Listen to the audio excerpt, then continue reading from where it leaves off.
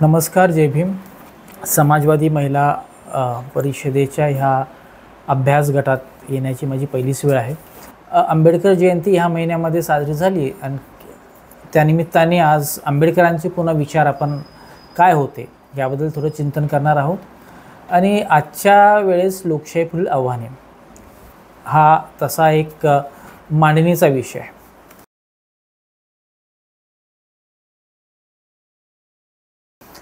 मुळात भारताला लोकशाही नवीन नाही हे जे आपण नेहमी बोलतो त्याच्यामध्ये किती सत्य आहे. म्हणजे मोदी परवा म्हणाले की आम्ही मदर ऑफ डेमोक्रेसी आहोत. लोकशाहीची म्हणजे पूर्वी आपल्याला माहिती होतं की इंग्लंड हे मदर ऑफ डेमोक्रेसी आहे, ते म्हणाले आम्ही मदर ऑफ डेमोक्रेसी. आणि ते म्हणण्यामागचा एक जो भाग असतो की आमच्याकडे जुन्या काळामध्ये लोकशाही होती, आता भारतामध्ये गणतंत्र होते. गणतंत्र होते ह्याचा अर्थ असा होता की राजा हा लोकांमधून पारंपरिकरित्या राजाचा मुलगा राजा होण्याची लोकांमधून यायचा. लोकशाही पण होती, परंतु ती जी लोकशाही होती ती लोकशाही कुळांची लोकशाही होती. जे कुळं होते, क्लॅन्स, त्यांच्यामधली लोकशाही होती. आणि होतं असं की तेव्हाचे जे प्रश्न, तेव्हाचे ते लोक, त्या कुळातील लोक एकत्र यायचे आणि एकत्रपणे ठरवायचे. आणि बुद्धही म्हणतात की जोपर्यंत वज्जी लोकांना उद्देशून सांगत असताना म्हणतात की जोपर्यंत वज्जी लोक हे वारंवार एकत्र येत राहतील आणि आपले प्रश्न एकत्रपणे सोडत राहतील तोपर्यंत त्यांचा पराभव होणार नाही. म्हणजे हा जो मुद्दा आहे की लोक एकत्र प्रश्न सोडवतात, परंतु प्रश्न काय माहिती आहे का की सगळे लोक एकत्र येत नव्हते, त्या कुळातले लोक एकत्र यायचे. ॲथेन्स ग्रीकमध्ये लोकशाही होती. म्हणते लोकशाहीचा जन्म हा ग्रीक शब्दांमधून येतो, डेमोक्रेसी.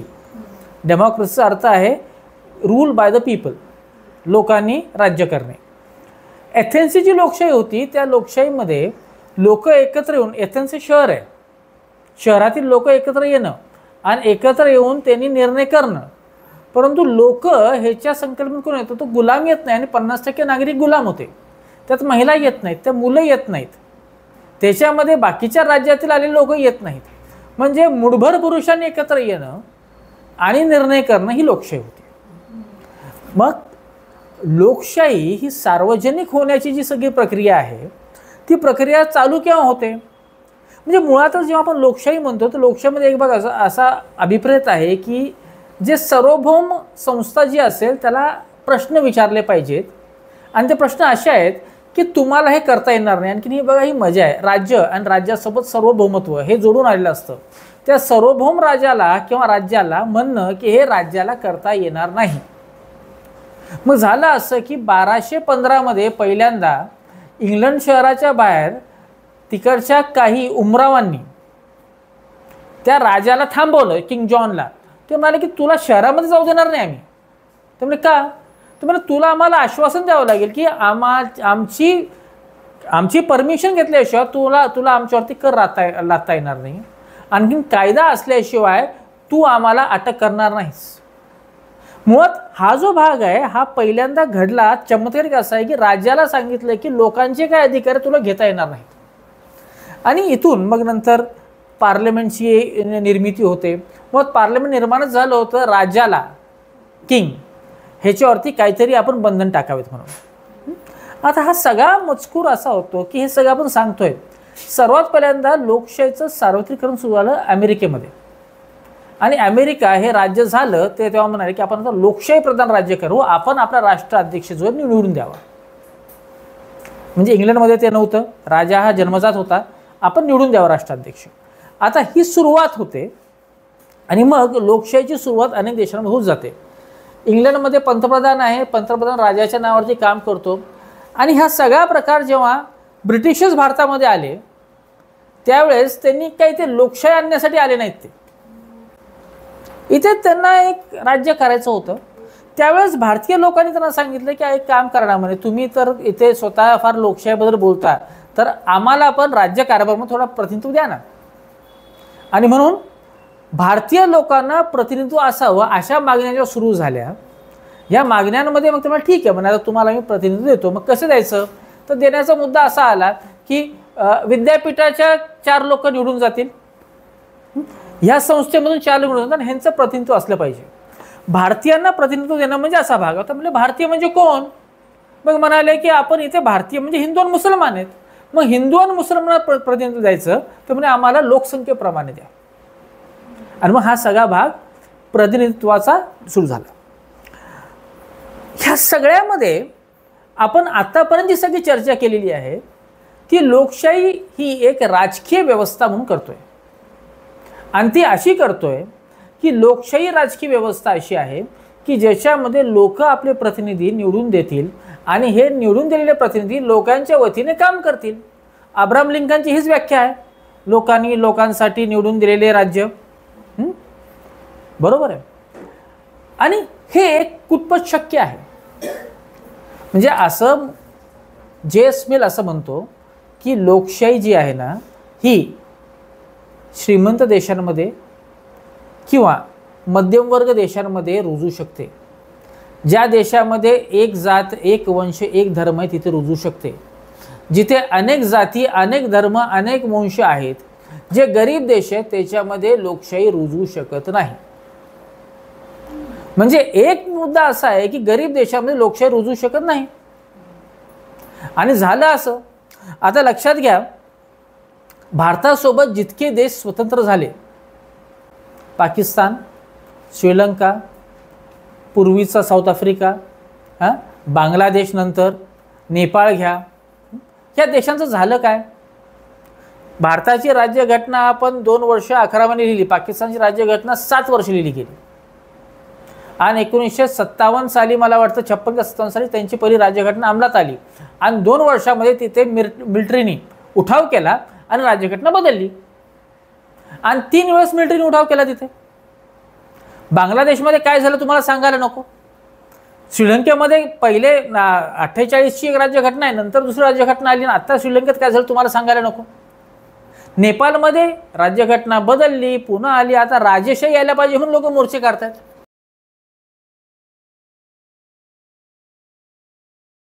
जी राज्यघटना भारतात आपण अंमलात आणली ती 75 वर्ष चालली, हे राज्यघटनेचं यश आहे. आणि ह्या देशामध्ये राजकीय लोकशाही रुजली, हे आपलं दुसरं यश आहे.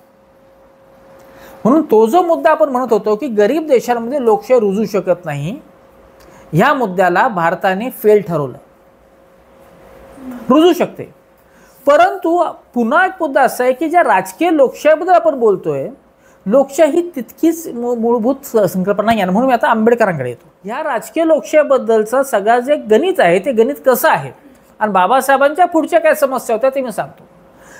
मुळात जेव्हा आपण लोकशाहीचा विचार करतो तेव्हा 2 प्रकारे विचार केला पाहिजे. एक इलेक्टोरल डेमोक्रेसी, निवडणुकीची लोकशाही, आणि दुसरी लिबरल डेमोक्रेसी, उदारमतवादी लोकशाही.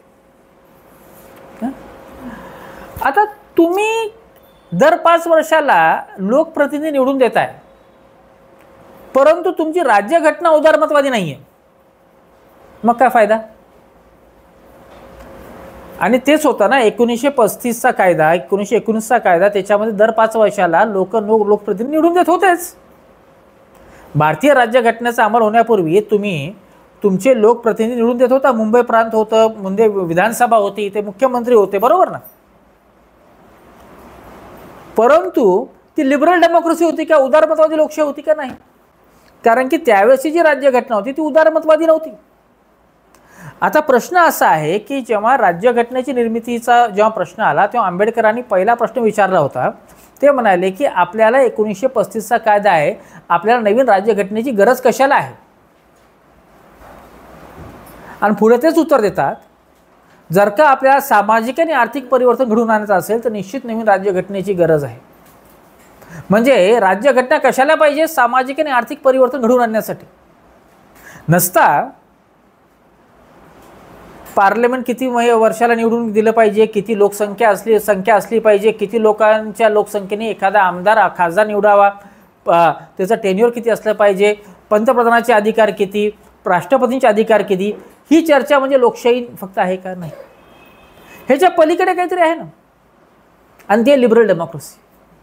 आता भारत जो आहे ना हा इलेक्टोरल डेमोक्रेसी ह्याच्यामध्ये ह्याचं जर का आपण मापदंड मांडलं तर हा 1 नंबरचा आहे. कारण की आतापर्यंत आपण दर 5 वर्षाला जगातल्या सर्वात मोठा लोकशाहीचा उत्सव करतो आणि कितीतरी करोड लोक हे मतदानाला जातात आणि मतदान होतं आणि एवढ्या मोठ्या यंत्रणेमधून एक सरकार निवडून येतं. तर इलेक्ट्रॉल डेमोक्रेसी म्हणजे आतापर्यंत जितके आपण काय म्हणतात इलेक्शन्स घेतले सार्वजनिक, आणखी स्टेटच्या घेतल्या ते 300हून अधिक झालेले आहेत, त्याची गणती नाही. एक आणीबाणीचा काळखंड सोडला तर ह्या सगळ्यामध्ये आपण इलेक्ट्रॉल डेमोक्रेसीमध्ये यशस्वी आहोत. प्रश्न असा आहे की लिबरल डेमोक्रेसीमध्ये आपण यशस्वी आहोत का? उदारमतवादी लोकशाहीमध्ये आपण यशस्वी आहोत का? म्हणजे आता पुन्हा याचा प्रश्न लक्षात घ्या की सरकार हे 5 वर्षाला आपल्याकडे येतं आणि ते म्हणतं की आम्हाला मॅन्डेट द्या, आम्हाला सरकार बनवायचं आहे आणि आम्हाला परत पाठवा. आपण त्यांना तरी पाठवतो किंवा आपण विरोधकांना तरी पाठवतो, सरकारला मॅन्डेट देतो. आता हे मॅन्डेट दिल्यानंतर ह्या 5 वर्षामध्ये ते काय करतात ह्याच्यावरती आपला अंकुश आहे का? आणि ह्या 5 वर्षामध्ये काय होतं की आपण एका अर्थाने आपलं सगळं म्हणजे नागरिक हा सार्वभौम केव्हा आहे माहिती आहे का? फक्त मतदान करण्यापुरता. एकदा मतदान केल्यानंतर तो आपलं सार्वभौमत्व हे स्टेटला देऊन टाकतो आणि मग स्टेट असं म्हणतं की 5 लोकांनी एकत्र यायचं नाही, चालणार नाही. स्टेट असं म्हणतं की तुम्ही आता असं बोलायचं नाही, इंटरनॅशनल आहे सगळं. आणखीन मग सर्वात साधी गोष्ट लिबरल डेमोक्रेसीची की अभिव्यक्ती स्वातंत्र्य. अभिव्यक्ती स्वातंत्र्यावरती गदा येते. ती कशी येते? 2 मुद्दे स्टेट एक करतं. एक मुद्दा असा आहे की स्टेट नेहमीच तुम्हाला असं म्हणतं की भावना दुखावल्या जातात, बरोबर आहे ना? It offends the sentiments and honour of certain groups. भावना दुखावल्या जातात, तुम्ही ह्यांच्याबद्दल बोलू नका. आणि दुसरं आहे हे राष्ट्रहितामध्ये नाही आहे, बोलू नका. म्हणजे ताईंनी आता का उल्लेख केला काश्मीरमधल्या हिंसेचा. आपण प्रश्न विचारला की सुरक्षतेचं झालं काय? किंवा म्हणजे गव्हर्नमेंटने असं सांगितलं आपल्याला की ते लोक तिकडे वरती गेले, परंतु त्यांनी सांगितलंच नाही सरकारला की आम्ही तिकडे जाणार आहोत म्हणून. काश्मीर हा हायली मिलिटराइज झोन आहे, जगामधला डेन्स मिलिटराइज झोन आहे. तिथे 5 लोक येतात, पायी येतात, पिस्तूल नाही तर AK-47 घेऊन येतात आणि हे घेऊन येऊन तिथे गोळीबार करतात, निघून जातात. ते कुठे गेलेत माहिती नाही आणि खालती तुमचा मिलिटरी बेस आहे. बरं, हे प्रश्न आपण विचारतोय तर आपल्याला काय म्हटलं जातं? नका विचारू, राष्ट्रहितामध्ये नाही आहे. प्रश्न विचारणं राष्ट्रहितामध्ये की न विचारणं राष्ट्रहितामध्ये?